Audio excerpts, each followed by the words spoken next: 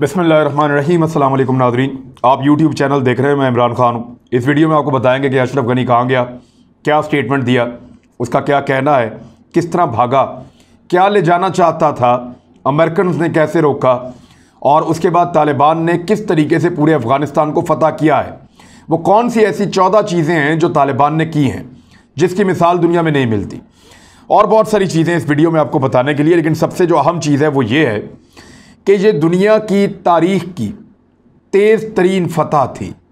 यानी इससे ज़्यादा रफ्तार से इससे पहले दुनिया में कभी फतह नहीं हुई। हमने इससे पहले जो जंग देखी वो हमने आर्मीनिया और अज़रबैजान के दरमियान देखी। काराबाग को फतह किया था, पूरे एरिया को अज़रबैजान ने। दो तगड़ी फ़ौजें लड़ रही थीं, ड्रोन्स का इस्तेमाल हो रहा था, बड़ी तेज़ फतूहात थी, लेकिन इसके मुकाबले में कुछ भी नहीं थी। ये दुनिया की तारीख की तेज़ तरीन फतूहात में से एक फ़तह है जो तालिबान को मिली है। और अगर आपको आखिरी 10 दिनों की कहानी देखें आप और उस पर गौर करें तो जो पहला दारुल हुकूमत लगभग 10 दिन पहले तालिबान ने फ़तह किया था उसका नाम था जरनज। ये सूबा नमरूज़ है, वहाँ पे ये एक सूबाई दारुल हुकूमत है जरनज। ये पहला सूबाई दारुल हुकूमत उन्होंने आज से 10 दिन भी नहीं हुए उन्होंने फ़तह किया था। और फिर लगातार 10 दिनों में उन्होंने 94% अफ़गानिस्तान पर कब्ज़ा कर लिया। ज़्यादातर दारुल हुकूमत फ़तह कर लिए। कंधार, कुंदूज, हरात, लश्करगाह, और फिर होते हुए वो पहुँचे काबुल तक। जलालाबाद फ़तह करने के बाद उनकी आखिरी मंजिल थी काबुल। इस फ़तह में तालिबान के कुछ उसूल थे जिनको दुनिया हमेशा याद रखेगी।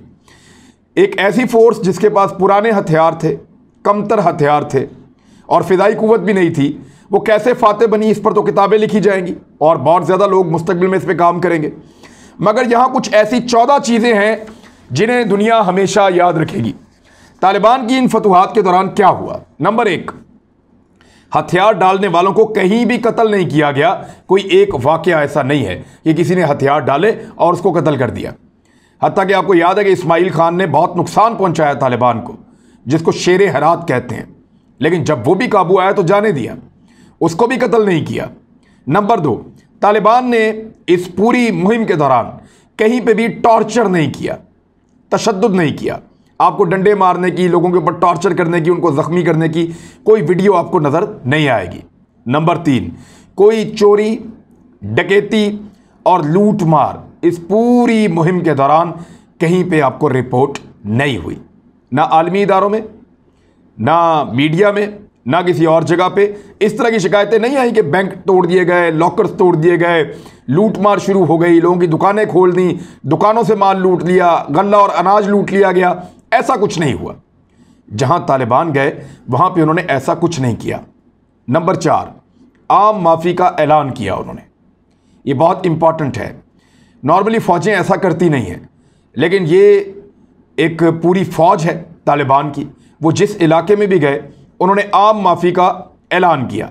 नंबर 5, अगर किसी ने उनके साथ मुआहदा करना चाहा तो उसका ताल्लुक़ किसी भी फ़िरके या ग्रोह से था और इलाका छोड़ना चाहा मुआहदे के नतीजे में, तो तालिबान ने उसको रोका नहीं, मुआहदा किया और जाने दिया। जैसा कि सूबा जरनज की पूरी जो हुकूमत थी वो मुआहदा करके चली गई जरनज से बॉर्डर के रास्ते ईरान में, और नहीं रोका इन्होंने। हेरात के लोग निकले और वो कहीं और चले गए, नहीं रोका उन्होंने। लश्करगाह से लोग निकले, मुआहदा किया, चले गए, नहीं रोका उन्होंने। तो जहाँ पे बहुत सख्त लड़ाई हुई वहाँ पे भी उन्होंने मुआहदे किए और जहाँ पे लड़ाई नहीं हुई वहाँ पे भी उन्होंने मुआहदे किए। नंबर 6, ख़वातीन से बदसलूकी का एक भी वाक़या पूरे अफ़गानिस्तान में इस बीच में रिपोर्ट नहीं हुआ।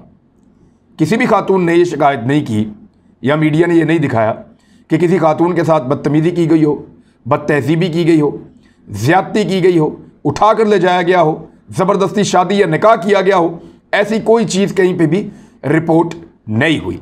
7वां, लोगों ने मजहबी हवाले से अब तक कोई ज़ोर ज़बरदस्ती नहीं की।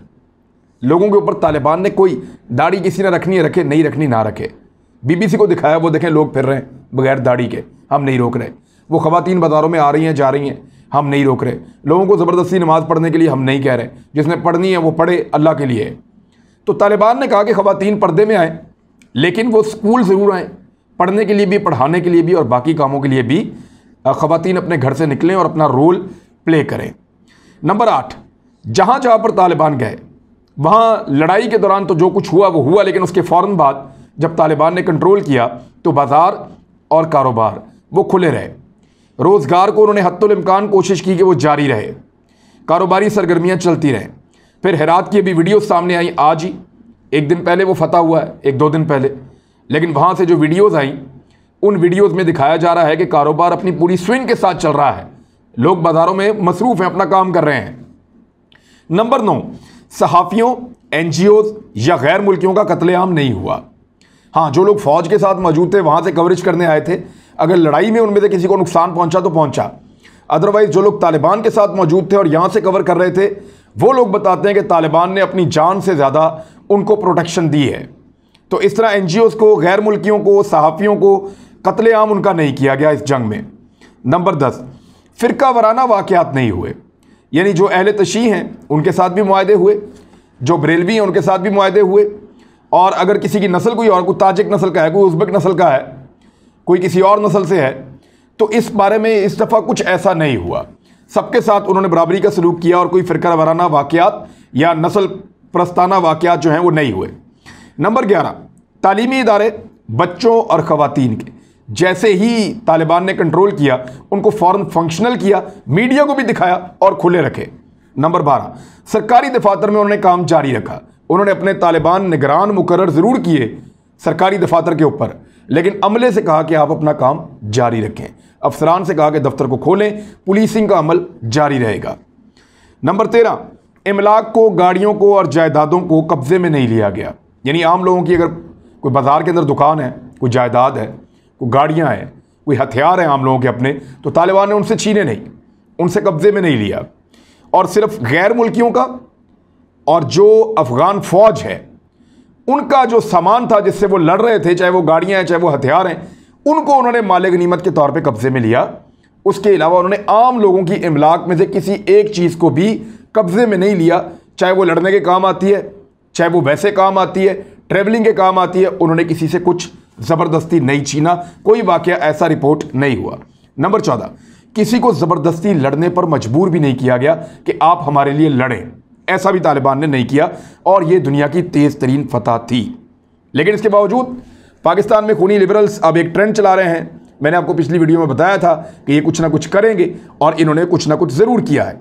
अब उन्होंने ट्रेंड चलाया है कि अफ़गान लाइफ मैटर, मगर जब अफ़गानों पर कारपेट बम्बारमेंट हो रही थी उस वक्त ये चुप थे, और आज जब कोई लड़ाई नहीं हो रही अब ये रोला डाल रहे हैं और सीज़ फायर का कह रहे हैं। सीज़ फायर कैसे हो जाएगा, वो लड़ाई नहीं हो रही है अफ़गानिस्तान में।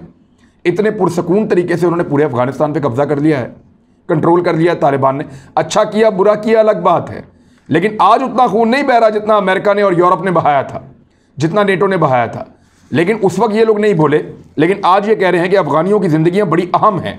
जब कारपेट बम्बारमेंट हो रही थी उस वक्त अफ़गानियों की ज़िंदगी अहम नहीं थी।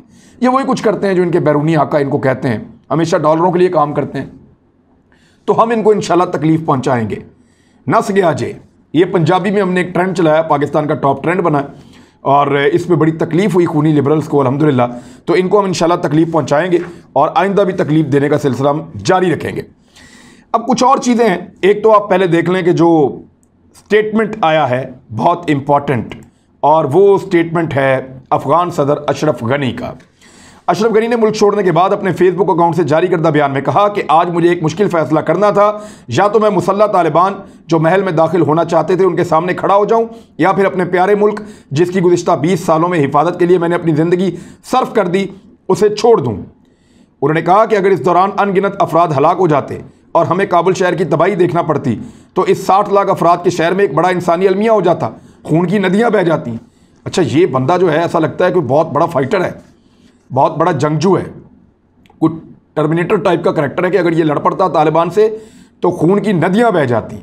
ये इतना बड़ा फाइटर है कि इसको लगता है कि अगर ये अकेला अफगानिस्तान में होता या ये अकेला तालिबान के सामने खड़ा हो जाता तो खून की नदियां बह जाती और कुश्तों के पुश्ते लाशों के लग जाते अगर अशरफ गनी रुक जाता। तो ये वो अशरफ गनी का स्टेटमेंट, उसका जी अफगानिस्तान छोड़ने का जो बहाना है वो ये है कि अगर मैं वहाँ होता ना तो लड़ाई हो जानी थी, मैं वहाँ होता तो ये हो जाना था। भाई आप वहाँ होते तो आप गिरफ्तार हो जाते या आपके साथ मुज़ाकरात हो जाते, तो आपने भागने में गनीमत समझी। और जो अशरफ गनी का रिपोर्ट हुआ है ये एक अखबार है अफ़गान उर्दू, उन्होंने भी रिपोर्ट किया, कुछ और दीगर जगहों से रिपोर्ट हो रहा है। उसमें अशरफ गनी ने कोशिश की कि वो कोई 3 गाड़ियां भर के डॉलर्स अपने साथ ले जाना चाह रहा था, लेकिन क्योंकि अमेरिकन की गाड़ियां लगी हुई थीं, अमेरिकन का सिक्योरिटी का पूरा निज़ाम लगा हुआ था और अमेरिकन और यूरोपियन भाग रहे थे, तो उन्होंने गाड़ियां अंदर जाने नहीं दी। लिहाजा एक ही गाड़ी जो अशरफ गनी की थी वो अंदर गई, तो जितना माल वो थोड़ा बहुत अपने साथ ले जा सका वो ले गया, और 3 गाड़ियां भर के जो डॉलर्स के थे वो अशरफ गनी छोड़ गया। पहले तजिकिस्तान भागा, और हमदुल्ला मुहिब वो जो पाकिस्तान को गाली दे रहा था या बॉर्डर पे खड़ा होकर, वो भी भाग गया तजिकिस्तान, और तजिकिस्तान से फिर ये भागे ओमान। अब ये पता नहीं कहाँ कहाँ भागेंगे पूरी दुनिया में। इनके बयानात तो अजीबोगरीब किस्म के आ रहे हैं कि मैं खड़ा हो जाता तो ये हो जाता, वो हो जाता। अशरफ गनी के मैं आपको बयानात याद दिलाता हूँ। इसने कहा था कि हमेशा दावे करता रहा ये कि कभी छोड़कर नहीं भागूंगा, मुझे नफरत है उन लोगों से जो मुल्क को छोड़कर भाग जाते हैं। इन्होंने ट्विटर पे जंग बहुत अच्छी लड़ी है अशरफ गनी ने और उसके साथियों ने, मगर कामयाब नहीं हुए। गनी से जो बाइडन की बहुत सारी टेलीफोनिक कॉल्स और मुलाकातें हैं। इमरान खान को ये ताना देते हैं ना हम सारे कि इमरान खान को जो बाइडन कॉल नहीं कर रहा, गनी को कॉल करता था, बताएं किधर है वो। जो बाइडन की कॉल कोई ऐसी सनद नहीं है जिससे आप मजबूत हो जाते हैं। जो बाइडन की कॉल कोई ऐसी चीज़ नहीं है जिससे आपको फ़ायदा होता है। या जो बाइडन की कॉल अगर इतनी अहम होती तो आज अशरफ गनी अपना मुल्क छोड़ के ना भागता, आज उसके सदारती महल में वहाँ तालिबान ना बैठे होते। कुछ गैर मुसद्दका इतलात आ रही हैं कि मुल्ला बरदर जो मुल्ला अब्दुल गनी हैं उनको जो है वो प्रेसिडेंट नामजद किया गया है तालिबान की जानिब से, लेकिन ये चीज़ें तस्दीक मांगती हैं, वक्तन फ़वक्तन आहिस्ता आहिस्ता टाइम के साथ तस्दीक आ जाएगी। लेकिन ये मेरे पास कुछ सोर्सेज से इतला आई थी, मैंने अब तक पहुँचाया। लेकिन अब ये जो बाइडन अगर इतना इंपॉर्टेंट होता और इतना अहम होता या इतना तगड़ा होता तो गनी को ऐसे अकेला तो ना छोड़ता, उसके साथ तो बहुत राब्ते में रहता था।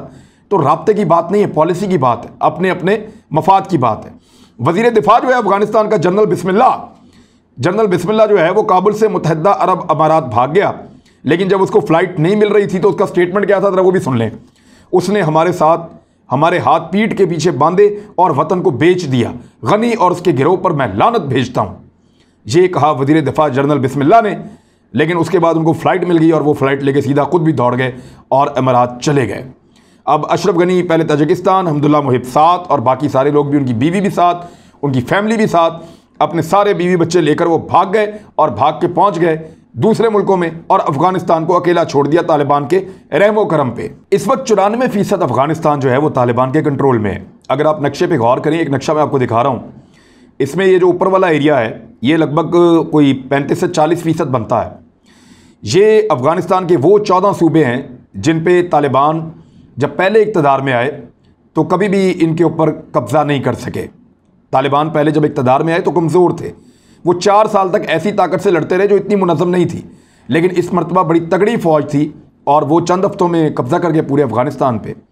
इस मरतबा उनका कब्ज़ा 94% अफ़गानिस्तान पे इस वक्त तक हो चुका है, सब कुछ उनके कंट्रोल में है।